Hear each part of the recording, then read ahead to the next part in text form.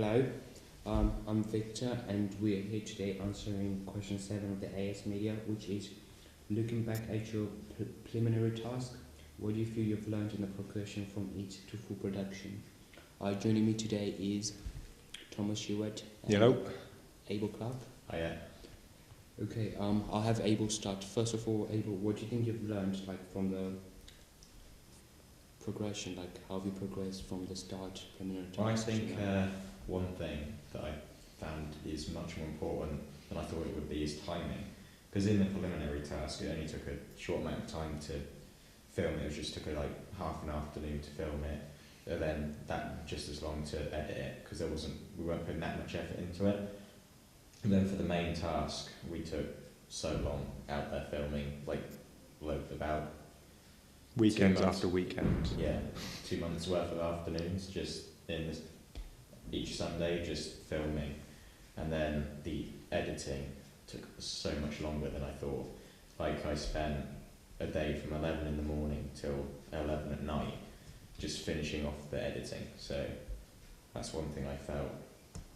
I didn't see that coming, how long things were going to take. So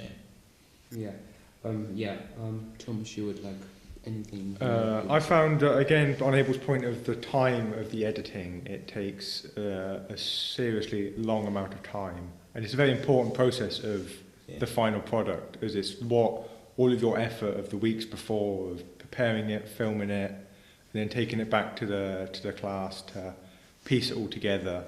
It takes a lot of precision and time consuming to kind of make it what you want it to be. It also takes a lot of planning, pre-planning and organisation to make sure you have the right shots with the right scene before you start any sort of editing or any sort of piecing together. it's kind of easy to be sloppy as well, because it's easier to be sloppy than it is to make sure that it's precise and perfect, but we wanted it to be precise. It's easy to miss out on minute details. Yeah, so that's what the most effort was, just making sure that every little bit was as right as we possibly could. Yeah, that links to my point, which is something I kind of learned we needed to do, was continuity, because in our final production we did have a few bits and pieces where we just missed continuity. So I felt from the preliminary task until now, I've kind of learned in the preliminary task the continuity was really not at all. There wasn't much continuity. It was there, but it wasn't as professional as in our full production. So I've quite learned with the two tasks, with our final task, I've kind of learned a bit more on continuity and how it's quite important. When you're trying to set a scene, it does mean everything, because if you cut continuity, it means time moves. So having continuity means the audience is able to understand that how time has moved between two scenes or between two places and stuff. Yeah, in the preliminary task, one of the focuses was to make sure that It made sense. Yeah, the continuity was there. Yeah. And because that was one of the focuses, and it only had to last for 30 seconds. 30 seconds to a minute. Yeah, it wasn't such a big deal, but because we had a 2.5 minute for us video to make, and there was so much more to focus on than just the continuity, it was hard to keep that up. So, yeah.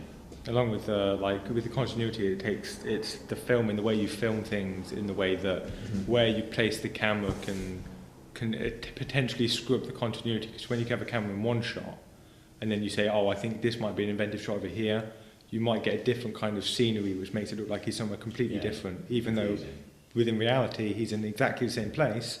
You've just placed the camera in somewhere more inventive, which can sometimes kind of make the scene look a bit not distorted, but just off, like something's amiss. Okay. Yeah. I know two things which I kind of learned, which I progressed on. One of them was takes.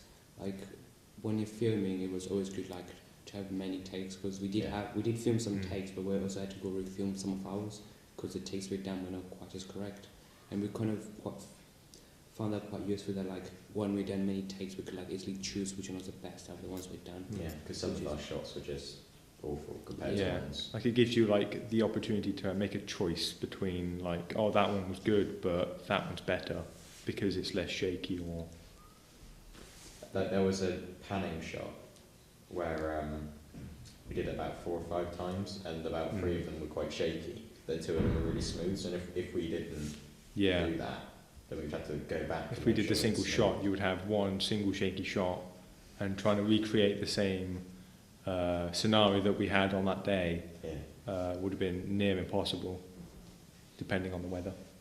Yeah, and one of my last points is sound.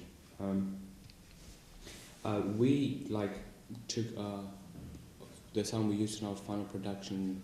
We got it from one of the websites which had been suggested, Yeah. and I could try to do a bit of editing on it, like panning and volume and stuff like that. Which, well, like in our production, I found that like sound was one of the key stuff we needed to make sure was perfect, Yeah. because we didn't have like any vocals like we were actually just speaking to each other.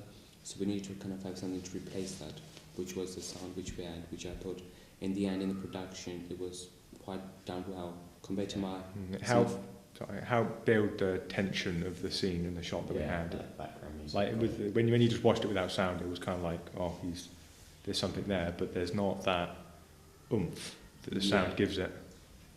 Also, not just the music, there was the little bits of sound, like the footsteps we recorded, but they weren't to high quality, so I got some free sound effect thing off the internet and stuck that on, and that took quite a long time to get that right in time with the footsteps and like the opening of that like Cupboard thing. draw. They had to put a little squeaking sound in there, so it's all the little bits of sound that make it that bit more believable. Yeah.